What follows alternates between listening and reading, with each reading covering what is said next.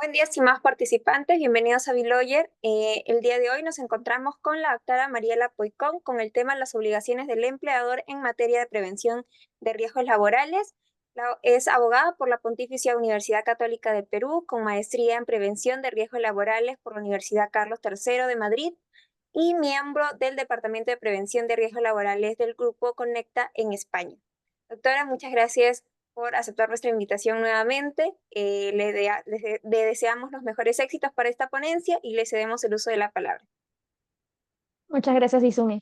Buenas noches con todos. Gracias por conectarse a esta clase que vamos a compartir en esta ocasión. Como bien señaló Izumi, vamos a hablar un poco de cuáles son las obligaciones en materia de prevención de riesgos laborales. Hemos estructurado esta presentación en 5 temas que me parecen relevantes de compartir con ustedes. Y para empezar, quisiera comentar un poco sobre qué hablamos cuando hablamos de la prevención de riesgos laborales. Y me detengo en esta pregunta primero porque si pensamos un poco en nuestra legislación en seguridad y salud, ese es el término que usamos, seguridad y salud. ¿Por qué hablamos en esta ponencia de prevención de riesgos laborales? ¿Es lo mismo? ¿Son diferentes conceptos? Pues veremos. Hablamos de prevención de riesgos laborales cuando pensamos en un conjunto de medidas, de actividades, de mecanismos que tienen una función o una finalidad en específico, que en este caso va a ser proteger. ¿Qué va a buscar proteger este conjunto de medidas, este mecanismo como tal? Eh, Distintos bienes, que en este caso serán la seguridad de los trabajadores, bueno, de las personas trabajadoras, porque vamos a hablar de forma general de todas estas personas trabajadoras, su salud también, pero incluiremos en este concepto su bienestar, ¿no? ¿Bajo qué situación se va a buscar esta protección de este colectivo de personas trabajadoras? En el entorno de trabajo, en lo que se considerará el centro de trabajo, ¿no? Indistintamente si este centro de trabajo es un centro de trabajo habitual, como el que muchos de ustedes e incluso yo conocemos, ¿no? Que es un espacio al cual llegamos todos los días a brindar nuestros servicios o incluso bajo la modalidad del teletrabajo, por ejemplo, el propio domicilio del trabajador en el espacio en el que sea asignado para desarrollar sus funciones. Y hablaremos de seguridad y salud de acuerdo a los conceptos que nos brinda la Organización Internacional del Trabajo como aquella disciplina que trata la prevención de lesiones, la prevención de accidentes, la prevención de enfermedades ocupacionales que, como su nombre mismo indica, están relacionadas con el trabajo, que están vinculadas con la labor como tal y que por consiguiente son una consecuencia de la exposición del trabajador a distintos factores de peligro que estarán presentes dependiendo del tipo de actividades que estas personas realicen.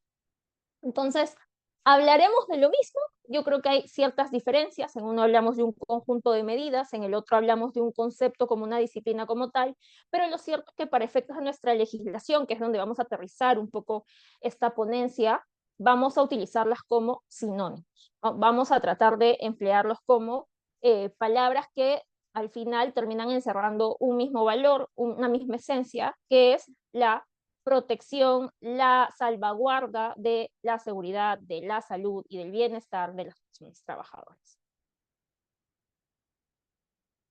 Ahora, el siguiente punto que quisiera tratar con ustedes es el tema de la regulación de la prevención de riesgos y el marco legal nacional, porque es interesante poder aterrizarlo en las normas o las obligaciones jurídicas que como tal están desarrolladas a lo largo de nuestra legislación.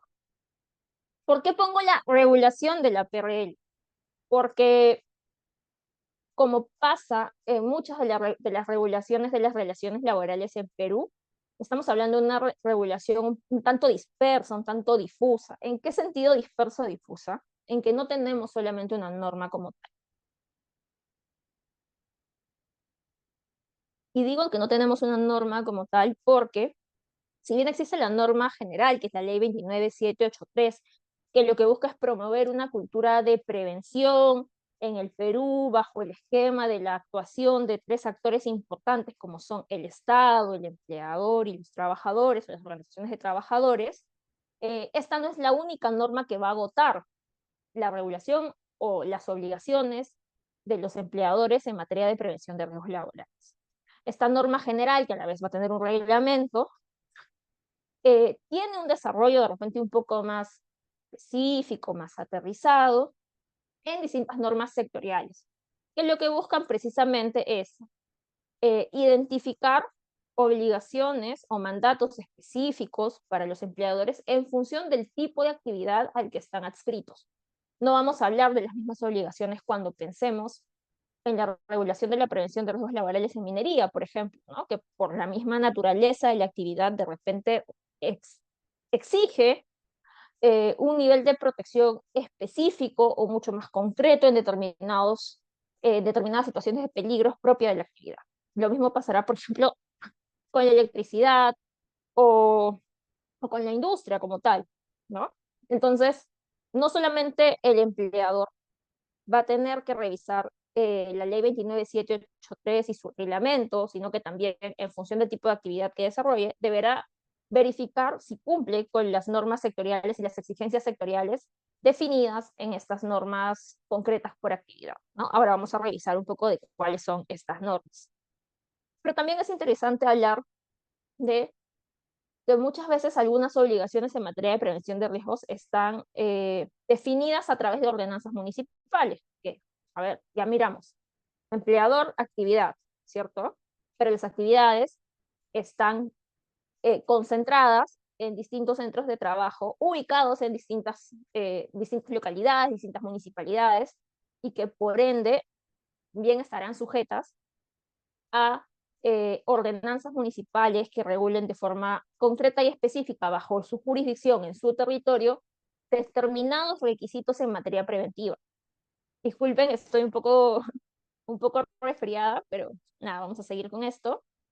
Eh, y luego también estas ordenanzas, estas normas sectoriales, estas normas generales, van a ser alimentadas en su contenido, en su aplicación ya mucho más concreta en la casuística, a partir de criterios administrativos.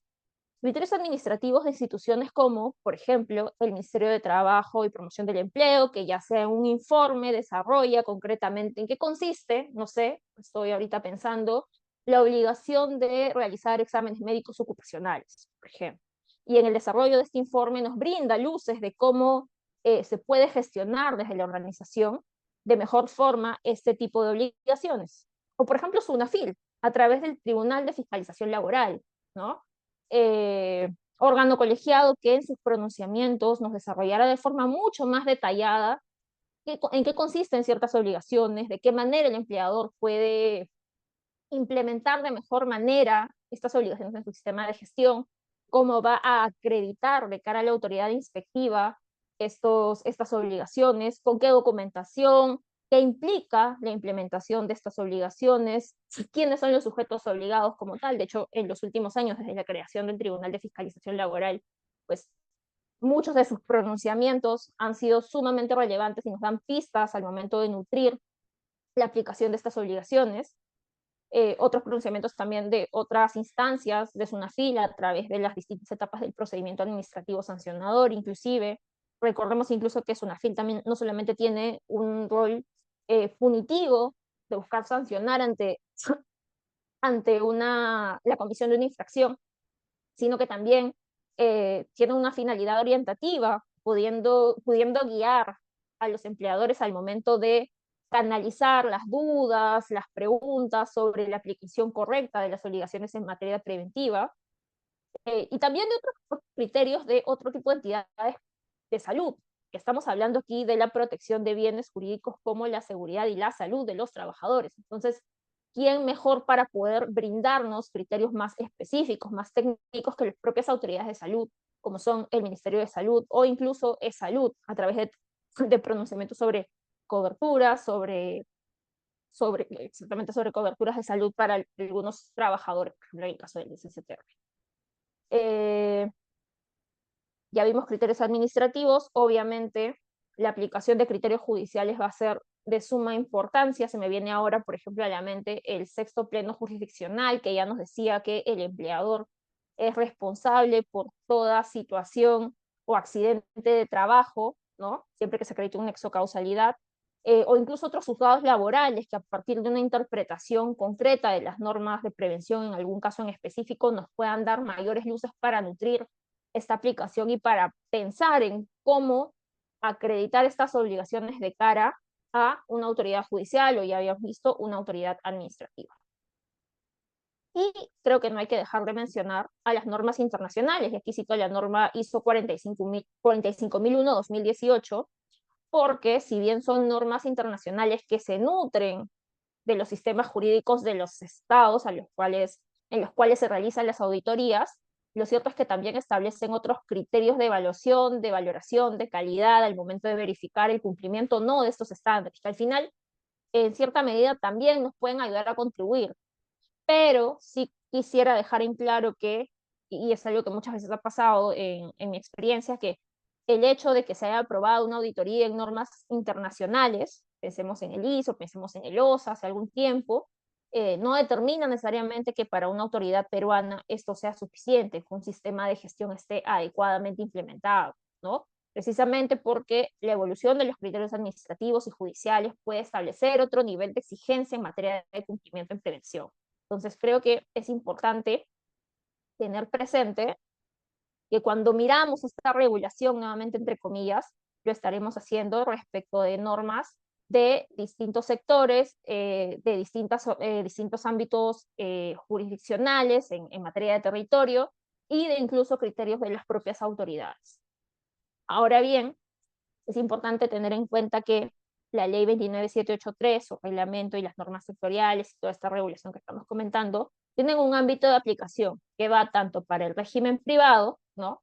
Los trabajadores del régimen privado, de las empresas privadas como tales, pero también los trabajadores del régimen público, que también estarán protegidos por esta regulación, porque ellos también tendrán derecho a esta protección especial sobre su seguridad, su salud y su bienestar. Incluye también a las Fuerzas Armadas y a la Policía Nacional del Perú y a los trabajadores por cuenta propia. Ya estaba mencionando un poco cuáles eran estas normas, este marco legal nacional que teníamos al momento de pensar en la regulación de seguridad y salud en el trabajo, en prevención de riesgos laborales, y hablaba de la ley 29783, que al final va a ser la norma, digamos, general que se va a aplicar a todos los sectores económicos peruanos, ¿no? Que como ya decía, tienen la finalidad de promover esta cultura de prevención y que obviamente desarrolla sus obligaciones de forma mucho más detallada a través de su reglamento, del Decreto Supremo 005-2012-TR, que a lo largo de estos años obviamente ha incorporado distintas modificaciones, también un poco acordes a los cambios que se han ido produciendo a nivel social. Se me viene a la mente, por ejemplo, la incorporación de la posibilidad de dictar capacitaciones de forma virtual, de forma telemática, ¿no? Con esto de la pandemia, que fue uno de los cambios que surgió a partir de esta situación especial. Entonces ahí no solamente hay que mirar el reglamento como tal, sino también las modificaciones que posteriormente se fueron incorporando y que actualizaron estas obligaciones. Y, por ejemplo, si hablamos de sectores específicos dentro de las actividades económicas, pensaremos en la norma del sector minería, el Decreto Supremo 024-2016-EM, la del sector construcción, que también fue desarrollada en el 2019, hace poquito nomás, el 011-2019 vivienda y la norma G050, en el sector hidrocarburo, el Decreto Supremo 043-2007-EM, en el de las actividades eléctricas 111, el de resolución ministerial, perdón, 111-2013 MEE. Ahora, ¿qué es importante considerar? Si es que no existe una regulación específica en materia de prevención para algún sector en concreto de las actividades económicas, no significa que ese sector no esté obligado a cumplir determinadas obligaciones. Si no existe una norma sectorial, la guía será la Ley General de Seguridad y Salud en el Trabajo. Y cuando se aplicarán estas dos normas, pues naturalmente se preferirá la norma que desarrolle de forma mucho más específica la aplicación de estas obligaciones, precisamente porque, como veníamos comentando, los distintos sectores han desarrollado esta legislación, adecuándola y preparándola para el tipo de actividad, los tipos de riesgo y el tipo de labor que se realiza bajo este sector.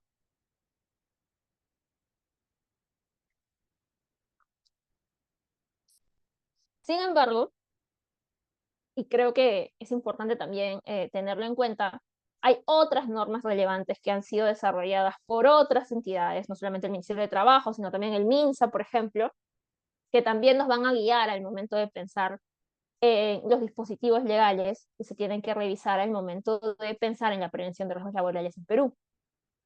Tenemos, por ejemplo, la resolución ministerial 050-2013, que nos va a guiar al momento de definir la información mínima de los registros del Sistema de Gestión de Seguridad y Salud en el Trabajo, el Sistema Simplificado de Registros también para las MIPES, que es la 085-2013, la norma básica de ergonomía, todo lo que tiene que ver con ergonomía del puesto de trabajo y el procedimiento de evaluación de riesgo disergonómico en la norma 375-2008, los protocolos de exámenes médicos del 312-2011 MINSA y las posteriores modificaciones que se desarrollaron a partir de esa norma, las normas técnicas del seguro complementario de trabajo de riesgo, que ya ahora vamos a conversar más sobre eso, en el decreto supremo 00398 SA, y estoy incluyendo aquí al reglamento de la Ley General de Inspección del Trabajo, el decreto supremo 019-2006 TR. ¿Por qué incluye una norma que de repente tiene que ver con inspección? Porque como decía, mucha de la regulación se encuentra nutrida por los pronunciamientos administrativos. Y en este caso, qué mejor que el reglamento que define a través de distintos artículos las infracciones leves, las infracciones graves y las infracciones muy graves para analizar cuáles van a ser aquellos incumplimientos en materia de sanción.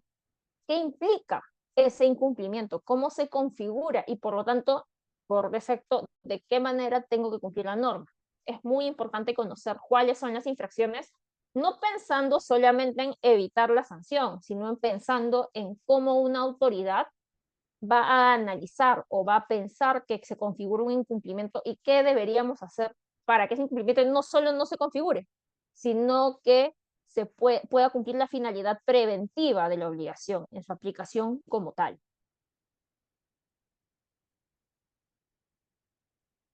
Como un tercer punto, ahora ya habiendo visto la regulación de la prevención, el marco legal nacional, quisiera que hablemos un poco sobre los principios. En este caso, los principales principios, porque bien es cierto que la ley 29783 sí desarrolla muchos más principios de los que voy a hablar yo ahora, pero he extraído estos porque me parecen relevantes a efectos de pensar un poco en cómo se nutre la norma general de seguridad y salud en el trabajo. Obviamente, vamos a tener en primer lugar al principio de prevención, ¿no? Y pensaremos en el principio de prevención como que el empleador es quien está obligado a garantizar que el espacio de trabajo, que el centro de trabajo cuenta con los mecanismos, con las medidas, con los elementos necesarios para proteger la vida, la salud, la seguridad de los trabajadores. Es quien tiene la mayor carga o la figura que dentro de una relación de trabajo va a tener la mayor carga para prevenir precisamente que estas personas trabajadoras se accidenten o se enfermen. Como tal, implica que garantice los medios, los elementos, las medidas necesarias para cuidar a este personal trabajador. La norma también nos habla de una gestión integral que nos invita a pensar en la seguridad y salud en el trabajo como parte de la gestión general de la organización, ¿no? No como un elemento aislado, no como una obligación aparte, que solamente se cumple para efectos laborales, para evitar la multa, para que no llegue el inspector, para que no me enjuicien, ¿no? Sino que es parte de la organización como tal. Y pensaremos en el desarrollo de la organización a nivel productivo, pero también a nivel de seguridad, ¿no? Cómo esta seguridad es importante de cara a que esa producción no se paralice, que esa producción no disminuya, por ejemplo, perdiendo personal como consecuencia de accidentes, como consecuencia de enfermedades. Entonces, lo piensa como una gestión integral, como una parte más del desarrollo natural de la organización. La norma también nos habla del principio de consulta y participación, pensando en el Estado que invita a las organizaciones de trabajadores y de empleadores a participar, a conocer, a consultar sobre distintos mecanismos que promuevan la prevención de riesgos laborales.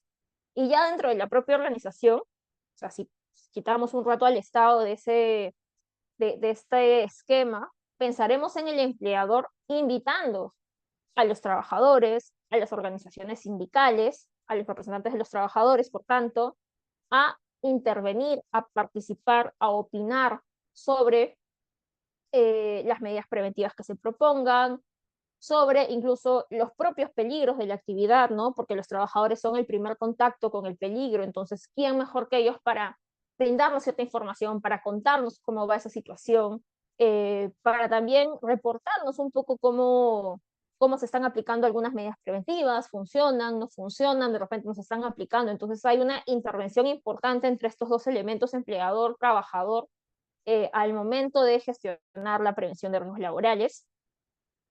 Otro de los principios también es el de información y capacitación, que evita que el empleador fomente el conocimiento del personal trabajador a través de la transmisión de información sobre los peligros asociados a las tareas, la forma de desarrollar estas tareas precisamente para evitar la exposición a estos peligros, las medidas preventivas que están diseñadas para evitar la exposición a estos peligros, la capacitación sobre distintos temas en materia preventiva, como por ejemplo, cómo actuar ante una emergencia, a quién debo reportar un accidente de trabajo, cómo identificar una situación insegura que tenga que ser conocida de repente por algún superior, precisamente para paralizar una actividad hasta que se adopten las medidas necesarias para mitigar el riesgo, ese tipo de situaciones, ¿no?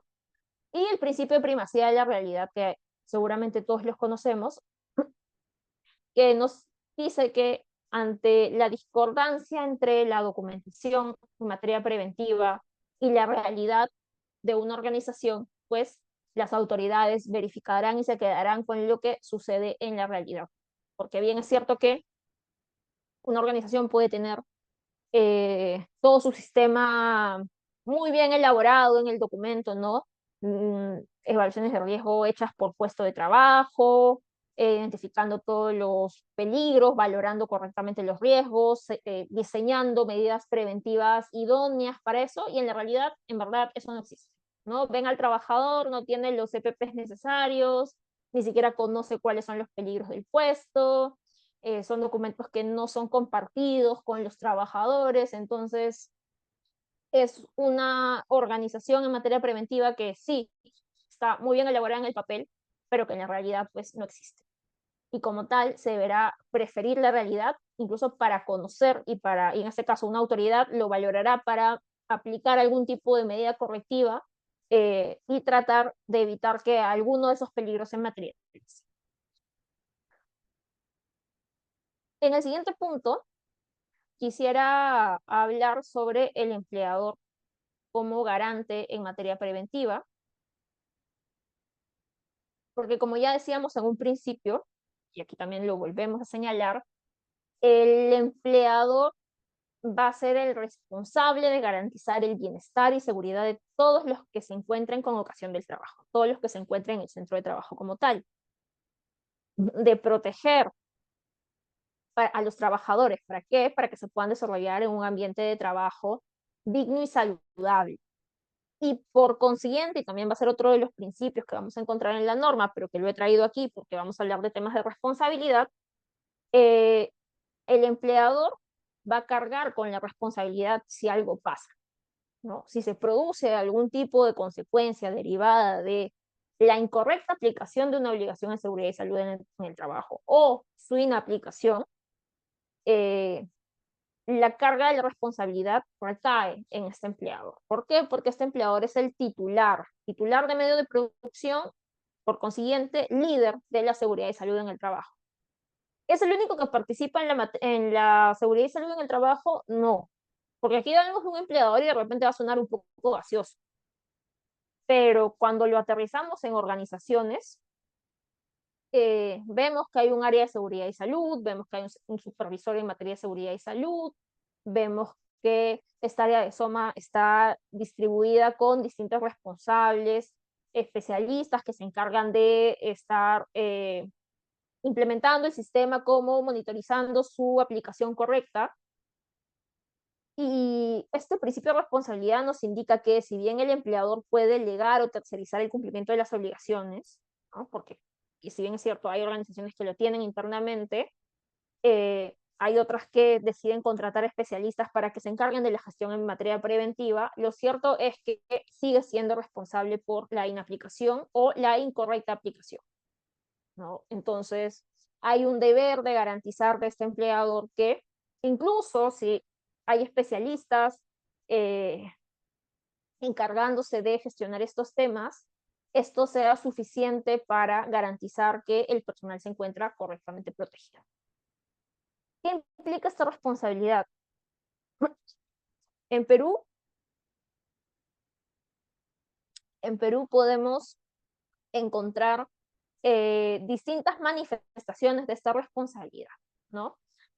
Primero que ante un incumplimiento, eh, ya sea por denuncia de los trabajadores, por operativo de SUNAFIL, porque sucedió un accidente de trabajo y de forma muy proactiva alguna persona en la sociedad se encargó de compartirlo por redes sociales, de denunciarlo públicamente, salió en las noticias, porque es lo que usualmente pasa, ¿no? Que lamentablemente se produce un accidente eh, y las personas que están por ahí de testigos de esto graban, toman foto, lo suben a Twitter, lo suben a Facebook, lo suben a Instagram, e inmediatamente SUNAFIL se entera e inicia el procedimiento administrativo para investigar este evento, ¿no?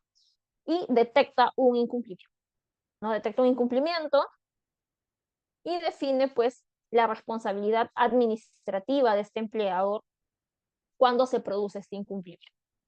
Esta responsabilidad administrativa, ya mencionado cuando hablábamos sobre el reglamento de la Ley General de Inspección del Trabajo, puede significar la aplicación de una sanción por una infracción leve, por una infracción grave, por una infracción muy grave. O sea, en este caso que les he comentado de que un accidente de repente puede ser grave, muy grave, de repente dependiendo de los incumplimientos asociados al accidente como tal. Eh, y naturalmente la responsabilidad administrativa supone la aplicación de una multa que en algunos casos llega a un máximo de 200 UITs. Con el valor de la UIT de este año en Perú es de 5.150, si mal no recuerdo, y supone una multa mayor a 1.030.000 me parece de soles, ¿no? En caso de un incumplimiento administrativo. Esto naturalmente como consecuencia del desarrollo de un procedimiento administrativo sancionador, donde la inspección del trabajo se encargará de hacer la investigación, de identificar los incumplimientos, eh, de imputar cuáles son estos incumplimientos en función de la investigación realizada y las pruebas que han sido recabadas, ¿no? Y que naturalmente concluidas todas las etapas del procedimiento administrativo tienden a suponer esta multa administrativa, esta multa que el empleador tiene que pagar. Eso por el lado de la inspección del trabajo o de la responsabilidad administrativa, para ser más concretos.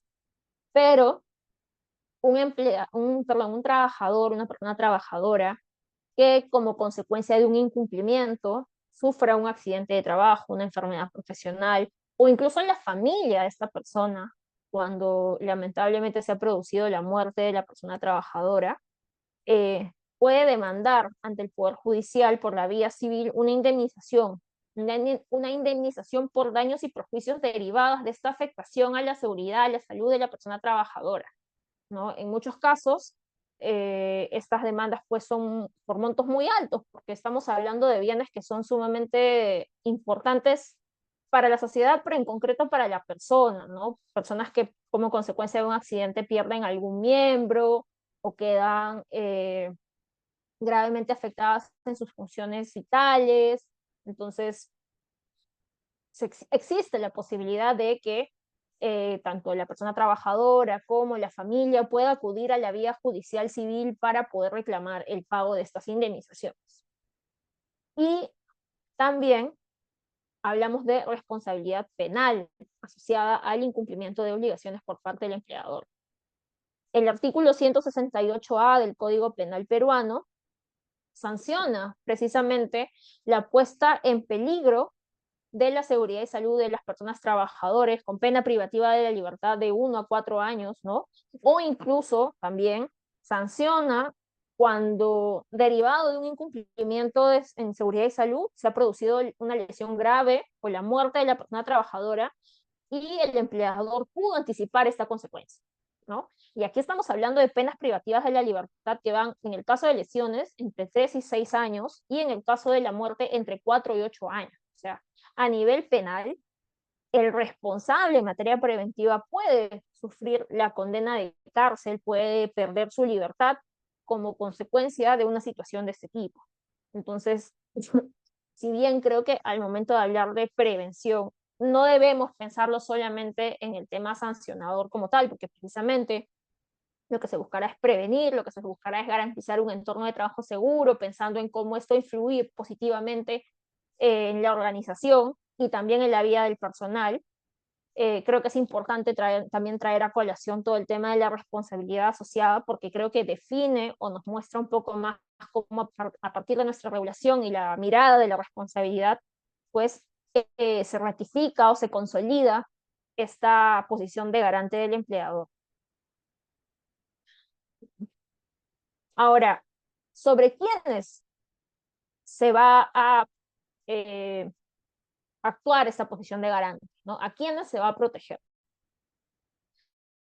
Naturalmente se va a proteger al personal propio, al personal de planilla, ¿no? Al personal que está adscrito a la organización y que por lo tanto pues es evidente que tiene que sentirse, tiene que verse protegido, tiene que sentirse cuidado dentro de la organización. Y esta protección tiene que ser adecuada para el género de la persona, ¿no? Y creo que es uno de los temas que últimamente está saliendo más a colación, la importancia del enfoque de género en materia preventiva. No va a ser lo mismo una evaluación de riesgos para una persona trabajadora en situación de gestante, ¿no? O una persona trabajadora en situación de lactancia. Y se me viene a la mente algo que hace poquito vi ahora en el trabajo, que era una trabajadora que se encargaba de desarrollar actividades de impulsadora de estos cigarros electrónicos, ¿no? Y claro, en un principio parecía todo muy normal hasta que se cayó en cuenta de que la exposición a sustancias derivadas del uso del tabaco podrían afectar a la madre en su proceso de gestación y al bebé, al niño que tiene internamente. Entonces, es importante valorar que la protección sea adecuada para el género de la persona y también que sea adecuada para el personal que presenta algún tipo de discapacidad, ¿no? Eh, Obviamente, si tengo un trabajador que tiene problemas auditivos, ¿no? No puede establecer una alarma que únicamente utilice formas de emisión sonora. O sea, una alarma de sonido no le va a servir a esa persona, porque es una persona que precisamente por su condición de discapacidad y por la discapacidad en específico que tiene, no se va a enterar si esa alarma empieza a emitir ruido para que las personas se evacúen. ¿Qué otras alternativas puedo implementar de cara a esta persona con discapacidad? ¿O qué tipo de adaptación en el puesto de trabajo puedo implementar para que el personal con discapacidad pueda seguir desarrollando sus funciones si esto se requiere? No, hay que pensar en estos dos elementos que al final son trascendentes. Nuestra población trabajadora no va a ser necesariamente, no van a tener necesariamente las mismas condiciones. Entonces, pensaremos en una protección aterrizada a la realidad del personal propio. Pero también se protegerá al personal de terceros. Personal de terceros como locadores. Basta que el locador ponga un pie en el centro de trabajo para que las medidas de protección, bueno, las medidas preventivas que se han diseñado también le puedan ser de aplicación y en todo caso que se coordine con el empleador de ese tercero que acude al centro de trabajo para que cumpla los estándares que mi organización establece en materia preventiva, ¿no? Que tenga la formación adecuada, que haya una adecuada identificación de peligros y riesgos, que incluso el trabajador conozca, que se apliquen las medidas preventivas, que se hayan realizado exámenes médicos ocupacionales si es que eran necesarios por el tipo de actividad que va a desarrollar, entre otros, ¿no? Entonces, aun cuando el empleador de este tercero es una figura distinta que es de este empleador en el que estoy pensando, hay un deber, hay una exigencia para que ese tercero pueda cumplir también con sus propias obligaciones, que de lo contrario, pensemos en que hay responsabilidad solidaria entre ambos empleadores. En esta garantía de protección también se va a buscar salvaguardar a las modalidades formativas. Esto es aplicable también a los practicantes, a los y las practicantes, ¿no? Que deberán estar protegidos, que se deberá también pensar en ellos al momento de implementar las medidas preventivas, y a las visitas. Y aquí es algo que muchas veces suele pasar en la inspección del trabajo, que es que, por ejemplo, en una mina, ¿no? Se presenta un inspector, quiere ingresar, no tiene CCTR. Creo que hace poquito también ha salido un caso me pareció verlo en alguna noticia sobre Sonafila ya. Claro, el inspector no tiene ese CTR y quiere pasar.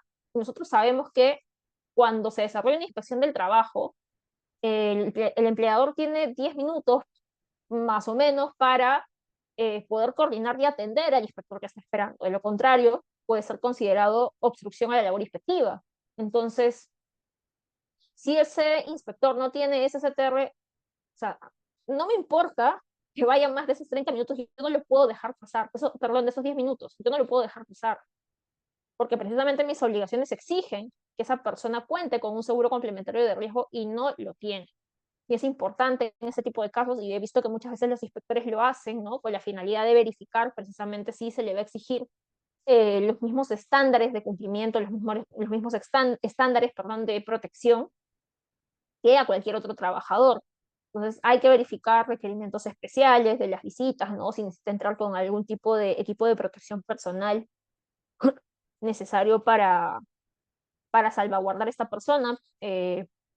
Pienso, por ejemplo, en los auditores que también a veces se presentan y tienen que también estar protegidos ante este tipo de situaciones, ¿no? Entonces, sí, hay que proteger al personal propio, pero también a los terceros, a las modalidades formativas, a las visitas, siempre buscando coordinar o establecer, pues, la forma más idónea de que se cumplan estas exigencias para que esta persona no sufra alguna suerte de peligro cuando está desarrollando su actividad.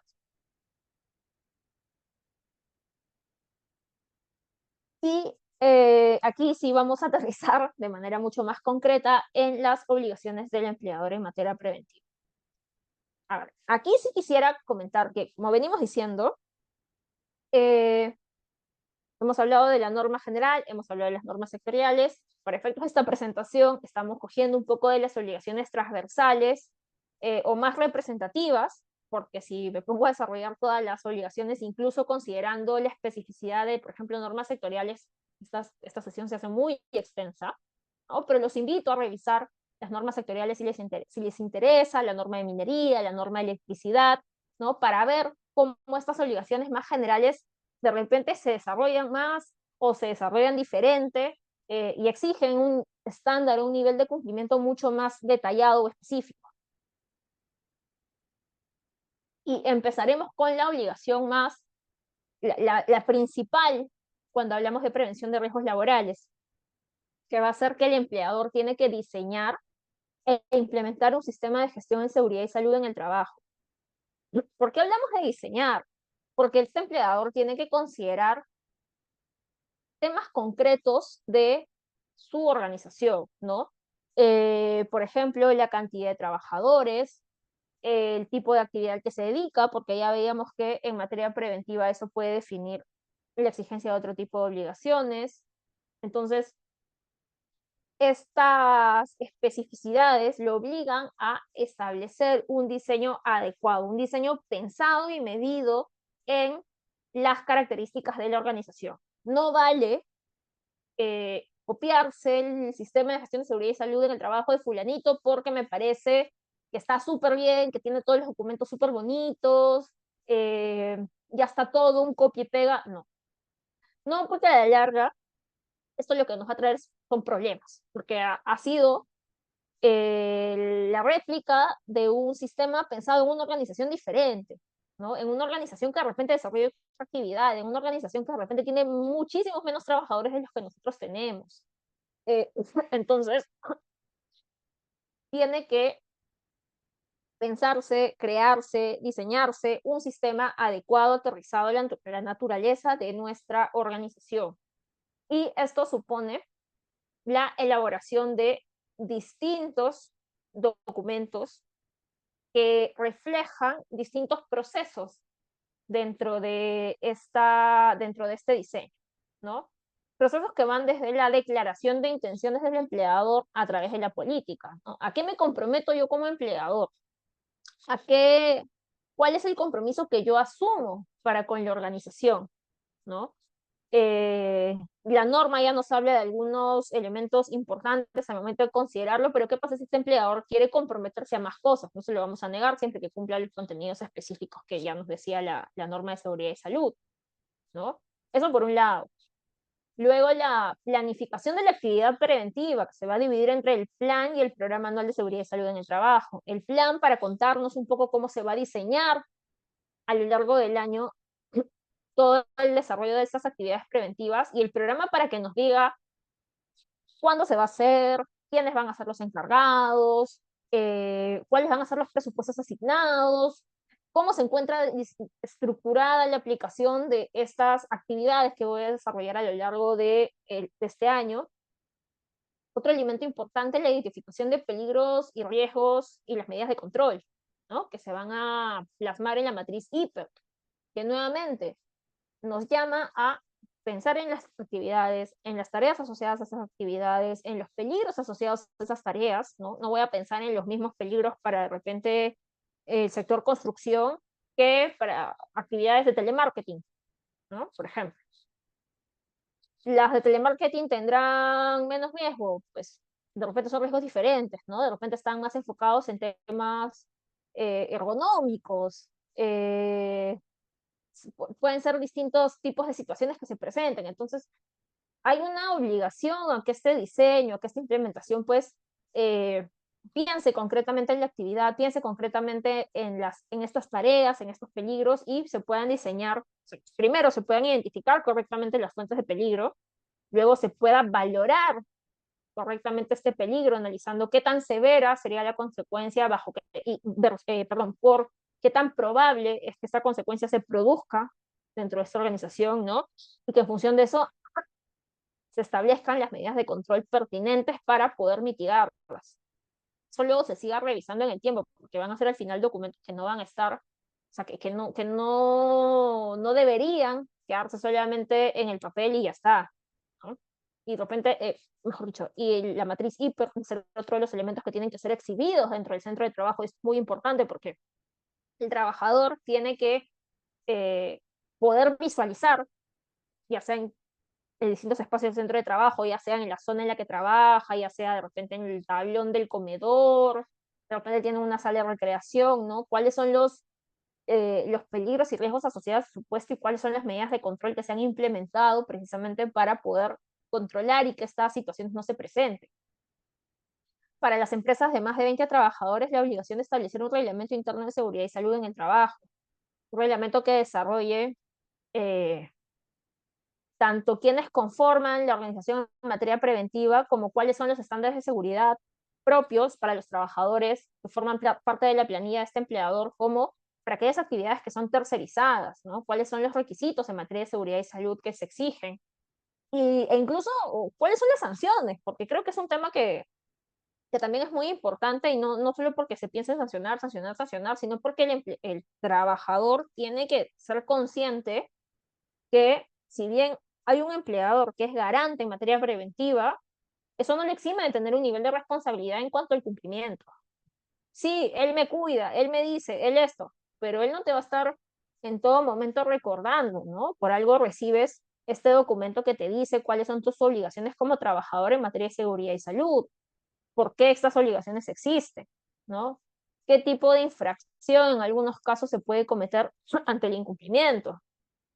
Entonces, es otro de los elementos que también deben formar parte del sistema. Otro más, por ejemplo, el mapa de riesgos, que también es otro documento que tiene que estar exhibido en el centro de trabajo indicando cuáles son las medidas de control en materia de equipos de protección personal para las zonas en las que se encuentra el trabajador, ¿no? Entonces, estamos hablando de una serie de documentos que forman parte de un sistema, que forman parte de un análisis que mira una realidad, que mira un punto de partida y que establece en función de eso medidas adecuadas para garantizar este entorno de trabajo seguro y saludable. Y lo he puesto como otro punto, pero creo que también es importante, estar relacionado con la implementación de un sistema de gestión de seguridad y salud en el trabajo, la implementación de registros obligatorios, ¿no? La norma nos habla de que tenemos hasta 8 registros obligatorios en materia de seguridad y salud en el trabajo que precisamente van a dejar constancia, van a dejar en evidencia el cumplimiento de estas obligaciones en materia preventiva. Estos registros tienen un contenido mínimo establecido por la Resolución Ministerial 050-2013 TR, ¿no? Que no solamente establece formatos, ¿no? Que en muchos casos son muy útiles, porque siendo sinceros, muchas veces los hemos utilizado porque ya están así y luego es simplemente rellenar cuando se presenta alguna de las situaciones que describen estos registros, ¿no? Pero que nos hablan de un contenido mínimo que es importante tenerlo registrado y que es importante conocerlo y cumplimentarlo para poder dejar constancia de esas situaciones. Por ejemplo, los registros de capacitaciones, de inducciones, de formación del personal, los registros de entregas de equipos de protección, equipos de emergencia, los registros de accidentes de trabajo, que dejan constancia cuando se presentan alguno de estos eventos de la investigación que se realiza, los registros de enfermedades ocupacionales. O sea, tenemos distintos tipos de registros que deben formar parte de la documentación preventiva del empleador. ¿Por cuánto tiempo se almacena? En el caso de los registros de enfermedades profesionales, el tiempo de almacenamiento será de 20 años. En el de accidentes del trabajo será de 10 años, ¿no? Pensando un poco en el plazo en el cual una persona puede demandar una indemnización por daños y perjuicios, ¿no? Y en el caso de los demás documentos se debería almacenar por un promedio de 5 años, más o menos, ¿no? Si bien la autoridad administrativa tiene 4 años para poder fiscalizar una obligación, es cierto que es recomendable poder almacenar el resto de documentos hasta por 5 años aproximadamente. Y considerar que son registros que tienen que estar constantemente en movimiento. O sea, no voy a esperar a fin de año para decir, ya, a fin de año voy a cerrar este año, listo, voy a empezar a rellenar todos mis registros para dejar constancia de todo lo que hice este año. No, se va avanzando, se va dejando constancia.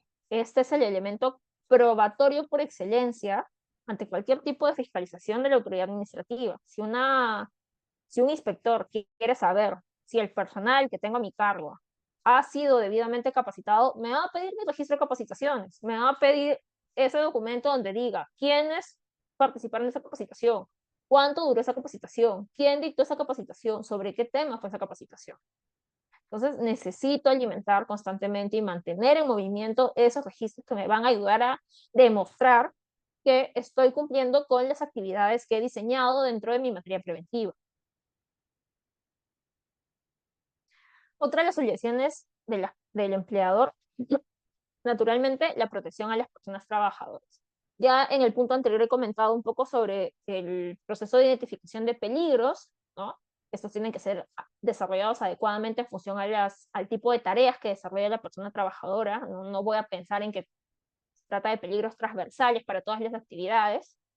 Tengo que valorar adecuadamente los riesgos, que decía, en función de los índices de severidad con los de probabilidad asociados a la materialización de ese peligro, y adoptar las medidas de control pertinentes.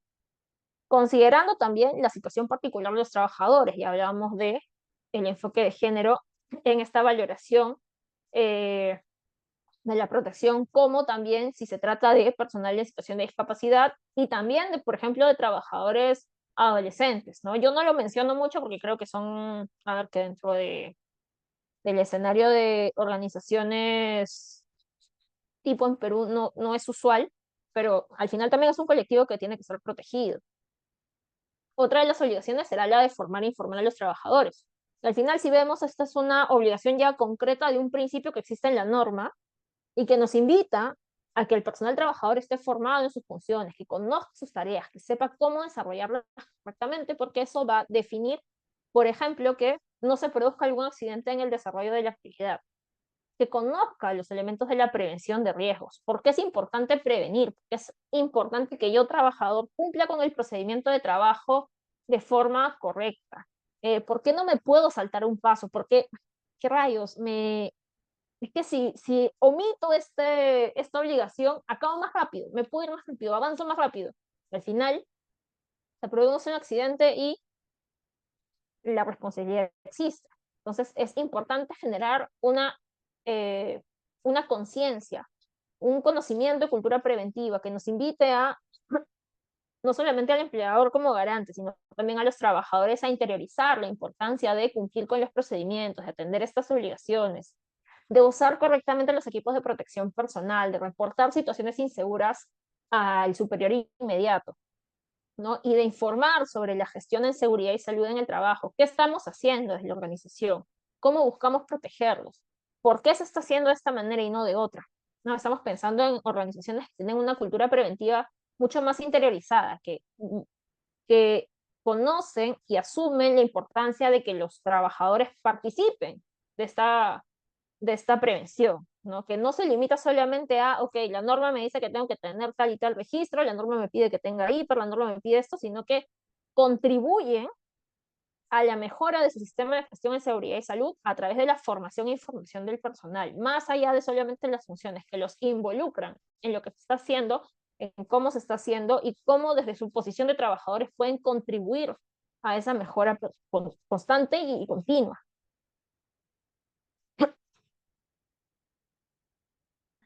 También estará la obligación de vigilar la salud de los trabajadores, ¿no? A través de un servicio que monitoree la salud de las personas trabajadoras en relación con los antecedentes y los riesgos del puesto de trabajo. Cómo se valora el impacto del trabajo en la situación de salud de la persona trabajadora. ¿Ha generado algún tipo de patología? ¿Ha generado una enfermedad profesional que está asociada de repente con las actividades que realiza? ¿O la ha vuelto más grave? ¿Ha incrementado el nivel de daño en su salud? Eso solo lo podemos saber a través de los exámenes médicos ocupacionales, ¿no? Que valorarán precisamente la incidencia de la labor en la salud de la persona trabajadora. De forma general, los empleadores tienen obligación de realizar estas evaluaciones médicos ocupacionales cada 2 años, ¿no? Pero cuando hablamos de actividades de alto riesgo, o actividades de riesgo como tal, pues hay una obligación de hacerlas al inicio de la actividad, de forma anual, y al término de la relación laboral, una evaluación de salida, ¿no? Para precisamente monitorear cuál ha sido ese impacto a lo largo del desarrollo de esas funciones. Ojo que esto no se debería agotar ahí, ¿no? Porque pensemos que un empleador diligente de repente dice, ok, mi obligación es cada 2 años, sí, pero tengo una persona que acaba de volver de una baja de larga duración, ¿no? De una incapacidad temporal larga y consistente. Ok, ¿cómo valoro yo que esa persona sí, ya está de alta, pero puede volver a su posición? O sea, necesito adaptar de repente la posición a alguna situación médica que presente, ¿no? O necesito reforzar a partir de eso algún otro control preventivo para evitar que lo que causó la IT, si esto fue, por ejemplo, por un accidente, se vuelva a presentar. O, no sé, una persona que está constantemente pidiendo permisos por salud, ¿no? Y presenta, o tiene ausencias reiteradas por salud, presenta su justificante médico, ok, ¿qué está pasando acá? O sea, ¿esta situación tiene algo que ver con mi actividad? ¿O es completamente ajena? Es una situación común y como tal, pues seguirá tratándose de esta manera. El trabajador necesita algún tipo de reforzamiento en algún elemento vinculado con la salud. ¿Qué está pasando? ¿No? Un empleador de repente un poquito más comprometido con esta cultura preventiva va a buscar establecer o utilizar estos mecanismos para eh, identificar situaciones que en el futuro pueden ser un poquito problemáticas.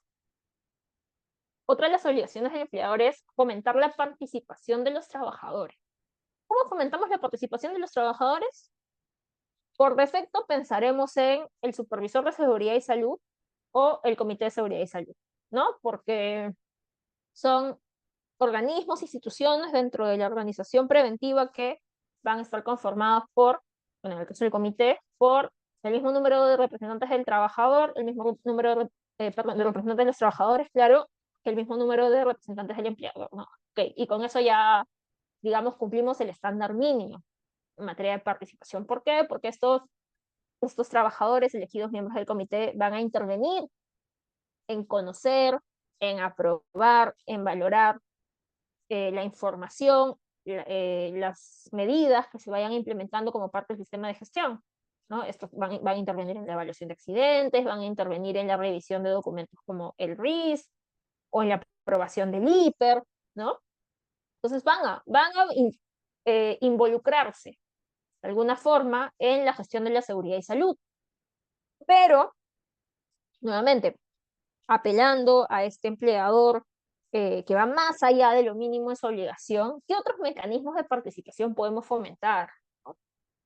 Por ejemplo, yo aquí en el trabajo tengo buzones de sugerencias en materia psicosocial, ¿no? Y estos buzones de sugerencias son revisados todos los meses para identificar cuáles son las inquietudes de los trabajadores en temas psicosociales.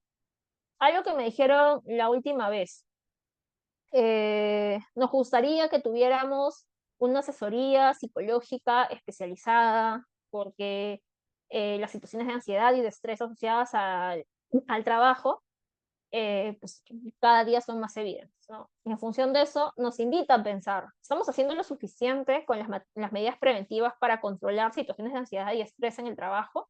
¿De qué otra forma podemos ofrecerles? De repente no con lo que están pidiendo concretamente, pero de repente a través de otro mecanismo que también sea idóneo para atender esta necesidad de los trabajadores, ¿no? O incluso entrevistar a algunos trabajadores que identificamos como líderes dentro de su grupo, no siempre hay alguien que destaca porque tiene mucho don de gente, porque termina convocando a los compañeros. Oye, ¿tú qué te parece este programa de salud que estamos implementando? ¿Qué te parece esta forma de capacitar que hemos desarrollado ahora, que ya no lo hacemos presencial y pasamos diapositivas, sino que lo hacemos a través de un juego que los invita a involucrarse y este juego tiene al final un concurso y ganan, pues, no sé, algún alguna, no bonificación económica, pero no sé, un vale para ir al cine el fin de semana, o a eso voy, ¿no? Como a buscar formas mucho más proactivas para que el personal trabajador participe, nos retroalimente y nos ayude a mejorar la gestión de la prevención desde la organización. Otra de las obligaciones será, y está vinculada con los exámenes ocupacionales, la constitución de un servicio de seguridad y salud. Como dije, puede ser propio, puede ser tercerizado. La norma nos habla de que hay que valorar la cantidad de trabajadores en el centro de trabajo y a veces este servicio de seguridad y salud es compartido entre más organizaciones que ocupan un mismo centro de trabajo y que requiere la contratación en algunos casos, dependiendo del tipo de, de la cantidad de trabajadores asociados, la contratación de especialistas, ¿no? De enfermeras, de médicos ocupacionales con determinada formación, con determinado conocimiento específico para la valoración de la salud ocupacional dentro de la organización. Luego está también la contratación del seguro complementario de trabajo de riesgo para las actividades del anexo 5 del reglamento de la ley 26790, que va a brindar una cobertura especial en salud y en materia económica, en materia de pensiones, para los trabajadores que hayan sufrido alguna suerte de consecuencia derivada de la exposición a los riesgos de su actividad, ¿no? La norma es bastante clara en cuanto a su anexo, en cuanto al desarrollo de las actividades que van a estar obligadas a contratar este seguro. No le va a aplicar a todos los empleadores, ya lo digo, solo la de las actividades del anexo 5. Otra obligación como es la supervisión efectiva, y aquí pensamos, por ejemplo, en el principio de primacía de la realidad. Podré tener un sistema de gestión desarrollado de forma impecable, bien escrito, súper didáctico, pero si en realidad esto no se aplica, si en la realidad mi organización funciona como puede, como quiere, los supervisores no fiscalizan, los coordinadores no monitorean, el personal hace lo que le da la gana, no me sirve. no me sirve, y aquí estoy citando la resolución de la Sala Plena 011 del año 2022, que dice que no es solo vigilar todo el tiempo, ojo, no tengo que tener un supervisor 24/7 mirando así si el trabajador está desarrollando la labor conforme al procedimiento, sino que habla de un instrumento trascendente en el diseño, desarrollo, guía y parámetros dentro del sistema de gestión de seguridad y salud en el trabajo.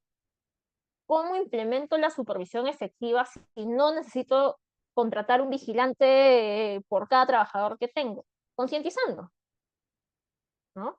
Concientizando a los trabajadores para que ellos mismos nos sirvan como una suerte de ayudantes, de reporteros,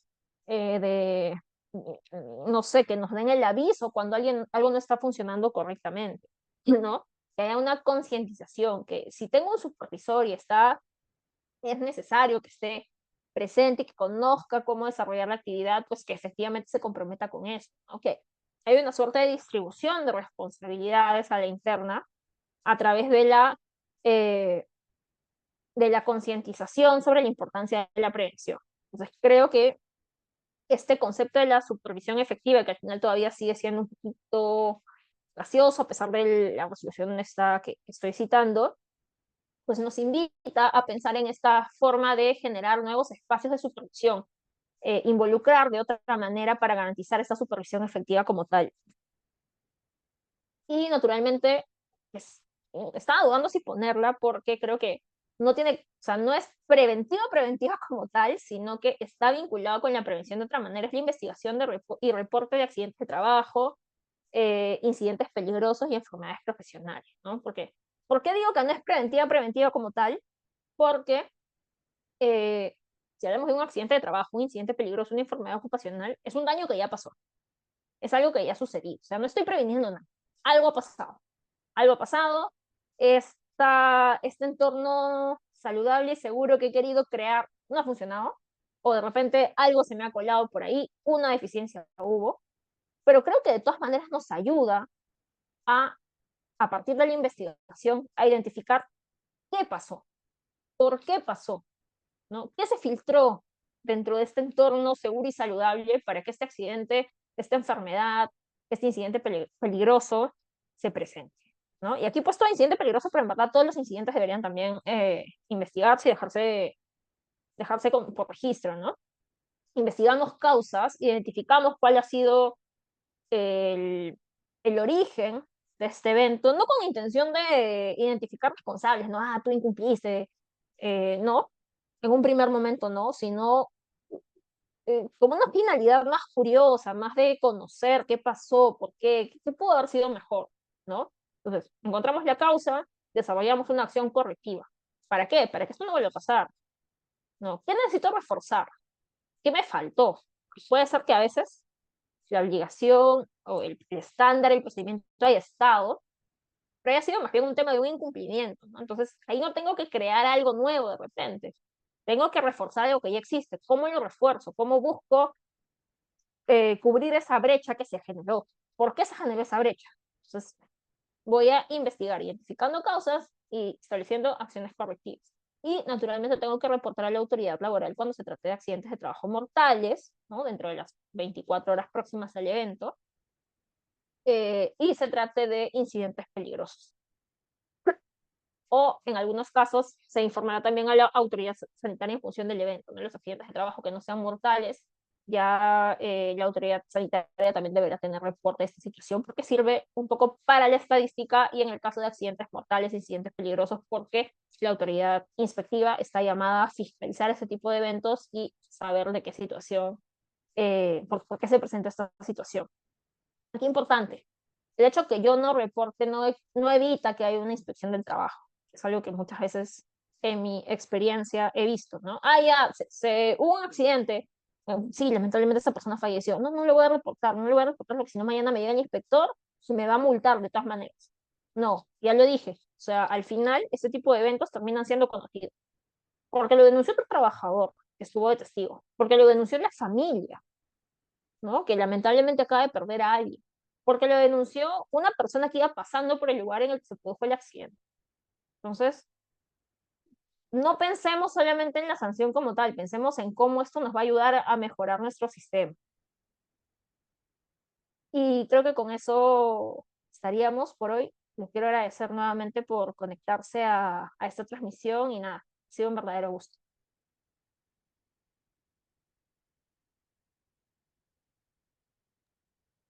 Muchas gracias, doctora, por esta excelente ponencia. A nombre también del Ilustre Colegio de Abogados de Sullana, queremos agradecerle y extenderle las felicitaciones por todo lo que está haciendo como profesional. La verdad es de mucha inspiración para nosotros y desearle los mejores éxitos. Esperamos tenerlos en un nuevo evento académico. Muchas gracias a ustedes por la invitación.